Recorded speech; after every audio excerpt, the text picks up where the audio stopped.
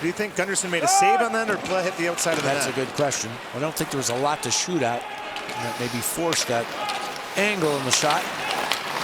Here's Agostino. Oh, stick handling out of the phone booth. He shoots and Gunderson the save. Crafty hands for Kenny Agostino. Arrow has it. He's been kept in check tonight. A 4-game point streak. Handing it off to Kirkland. He centers right through the top of the crease. Murphy lets it rip and Copley the save. Nice job by the Wolves to move away, move aside, let that shot be seen by Copley. So Murphy shot from outside the rings and up against the boards, and an easy stop into the belly for Copley.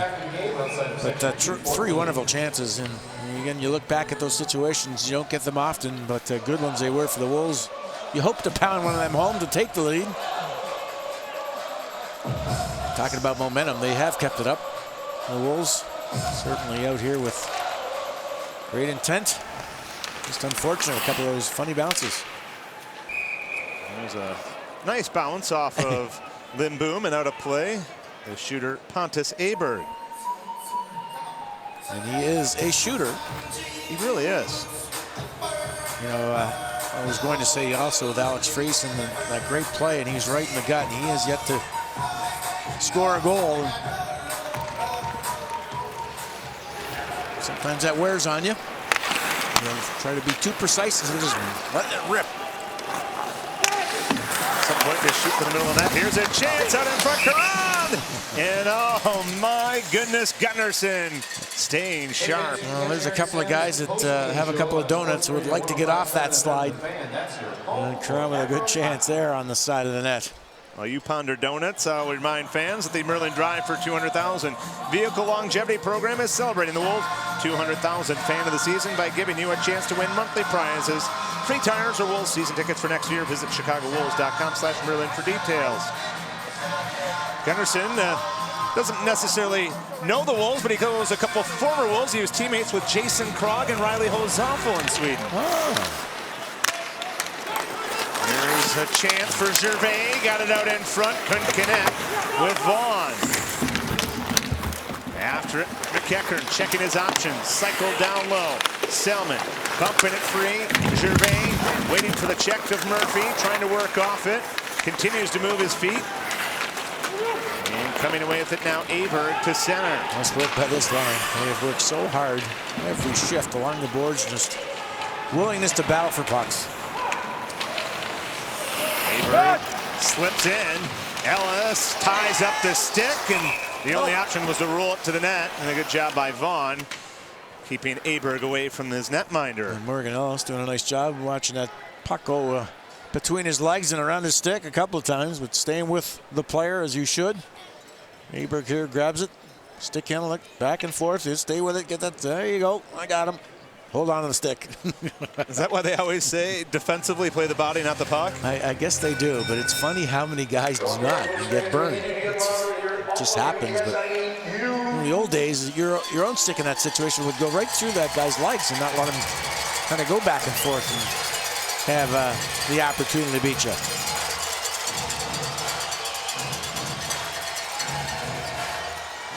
Approaching 5 minutes gone by here in the third. Again, all 4 goals coming in the opening period. Florek and Smith for Milwaukee, Butler and Barbashev for Chicago. Animals twice had the lead. Here's Dunn in. He shoots, he scores! And for the first time tonight, the Wolves lead. Well, we have to give credit to Shannon for her little talk with the assistant coach, Daryl Sador, and all he said was, we got to keep this momentum going. And boy, have they ever. Here's the face-off. Good win, good hustle. Little redirect around. It's Ellis to Morgan. Up the boards it goes. Black. Fine feed. Look at the room, and what a shot. Oh my goodness. Love it. Far down, Vince Dunn, second of the season, and the Wolves lead 3-2 here in the third. Very simple when you want to face off and you have control. You just move it quickly, and the Wolves did that. Look how quickly they were up the ice and had that opportunity. I mean, Vince Dunn started in the left corner with the reverse to his partner, and he ended up with a goal at the other end. Ellis and Bled assist on the Chicago goal at the 4:49 mark. Gerard now on the counter. Shifts after the goal, so important as Bass fired it off the back glass. Grabbed by Dunn, punched ahead for Blett. 2 tries, connects, Friesen across the line. Here's Karan for some insurance. It rolled off his stick.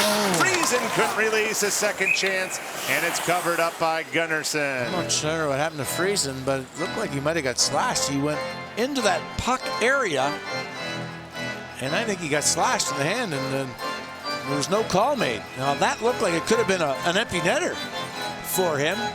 See if we can pick it up. Good headbanding of the puck. Friesen, Karan will protect and go to the net. Watch Friesen follow up. Hard to see there. I'm not sure if that was a slash to the right hand. And he never got a hold of the puck like he would have and wanted to. It looked like Gunnarsson was moving to his right. Might have been an empty netter.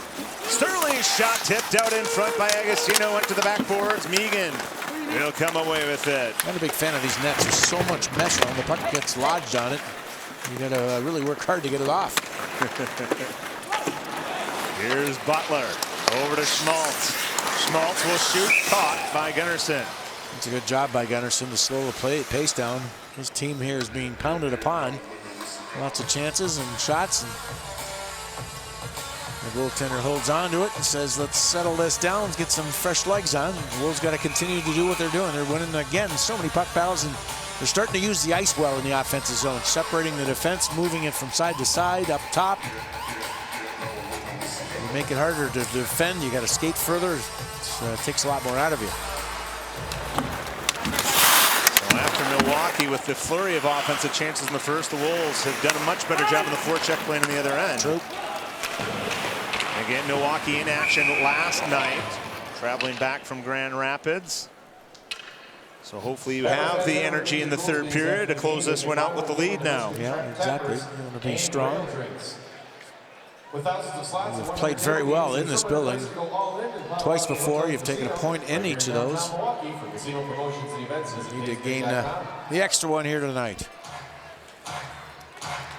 Wolves now with 26 third period goals, the most of any period for Chicago this season. Here's Agostino, and fought off by Gunnarsson, poked it loose, and that prevented Karan from getting to the rebound. Kept alive by Schmaltz, over to Butler. Butler with a tally already tonight, rolls it towards the front of the net. Oh, you got to skate on it. Slides it to Gortz, and Gortz, the counterattack. Barbashev back checking. Kirkland will get it in. Agostino turns it over. The Wolves battle it back. Karan. Link-wide pass to Barbashev, who's also scored tonight for the Wolves. Running into Doherty. Doherty finds the escape route. White chipping it up ice. Here's Gortz. Now the Wolves have 3 back, and Lindboom plays tough on Gortz. That's exactly how you want to play defense. So don't let them in the zone. Force them to shoot it in from deeper out. Agostino with some speed to Sterling joining, but he was defended well by Murphy. Agostino draws so much attention. He's got soft hands. He can dish it over when he has that guy come towards him. And that's what you want to do. Catch them moving their feet towards you so they can't get a full stop and get back into the action. That's a nice feed to Sterling. Icing? It is icing. So Brett Sterling moved to this line, opportunity for him, but playing on the off wing. What are your thoughts on that as a shooter like Brett is? Well, he has been playing in that position, I think, more than left wing this year. It doesn't really matter which line he's been on. You know, his bread and butter, too, is around the net. He's a great shooter of the puck, but most of his goals are working harder on the net, so he does need guys that can fight hard and get the puck to that area. Down to 11 forwards, and they win this face-off. Here's Karan. Couldn't get the stick loose out in front. He'll chase it down to the corner. Gabby, the clamps on him. Left. Sends it across. Dunn, most recent goal scored, pushes another one to the net. Gunnarsson turns it away. Dunn has a little jump now, deep offensively. I think Friesen and Karan, too. Of course, Blood's been spectacular, but the two of them have been really good. Making plays together, really giving goals, working hard. Taking guys and forcing guys off the puck. Turnover chance out in front, and there defensively was Friesen. Come to Expect that from Alex Freezer, who now blocks a shot and has Cron breaking up ice. Didn't force the pass, no lane, and he'll now stick handle into the offensive end. He's going to get himself into trouble with some of that back pressure from White. White now the other way, buying some time, elects to shoot, blocked by Butler. Smith had it momentarily, now White.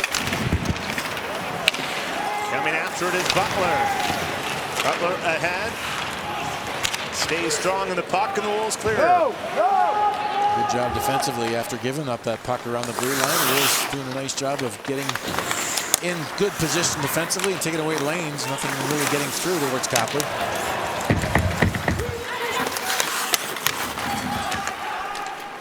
Here's a chance for Liambis, sprung on a break, a backhand, stopped by Copley.